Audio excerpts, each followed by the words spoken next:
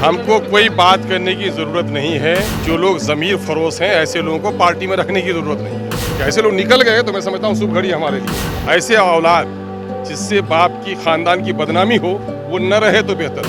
तो बिल्कुल पार्टी से निकालने का तो कल ही का दिया उन्होंने, पार्टी से निकाल दिया इन्होंने। राजद ने प्रलोभन देकर उसको ले गया है।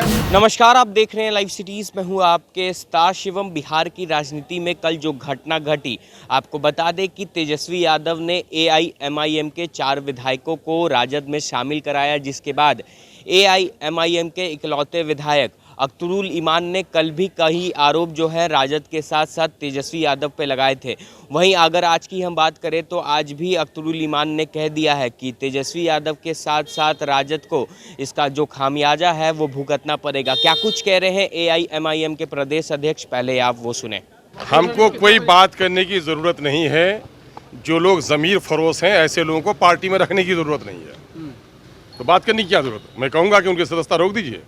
मैं कहूँगा कि ऐसे लोग निकल गए तो मैं समझता हूँ शुभ घड़ी हमारे लिए है ना। ऐसे औलाद जिससे बाप की खानदान की बदनामी हो वो न रहे तो बेहतर है।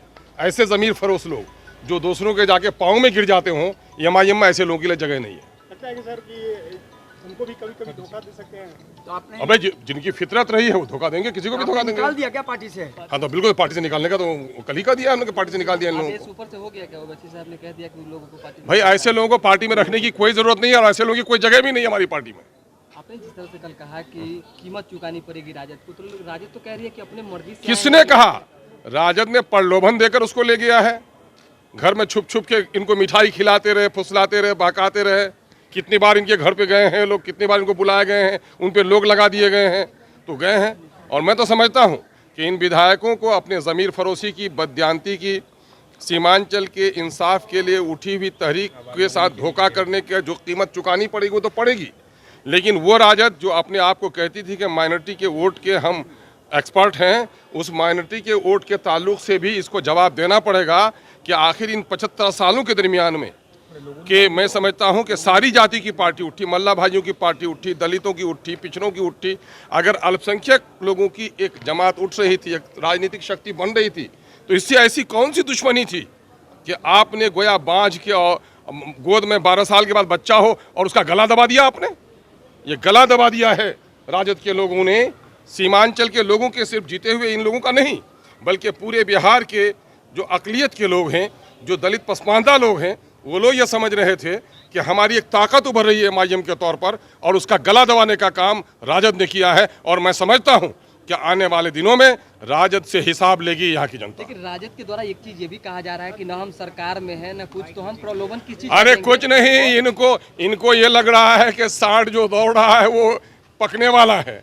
मामला ये है कि कुछ लोग ख्वाब देख रहे हैं मुंगेरी लाल के, ये चैंपियन बनने में हैं। ये नहीं कह रहे हैं कि साहब हम बड़ी पार्टी हो गए, अब अगर यहाँ पर कुछ भी होगा, सौतन में लड़ाई होगी तो हमारी हुक्मरानी होगी।